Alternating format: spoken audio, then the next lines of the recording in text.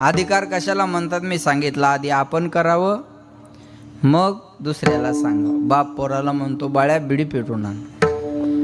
पोरग जातं चुलीवर बिडी धरतं. बापाजो येईपर्यंत बिडी विझून जाते. बाप म्हणतो मूर्खा नालाय का, साधी जीवनात बिडी पेटून आणता आली नाही, दुसरं काय करशील. पोरगा म्हणतो मला चॅलेंज, आत्ता जातो.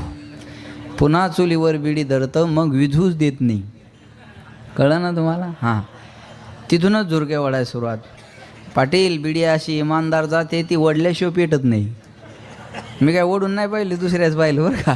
बिडीचा स्वभाव आहे, त्यानं तिथूनच बिडीवर सुरुवात केली. बापाजो येईपर्यंत तर अर्धी बिडी संपून गेली. बाप बिडी ओढत ओढत पोराला उपदेश करतो, बाळ्या बिडी ओढतो नालाय का, बिडी ओढणं चांगलं नसतं.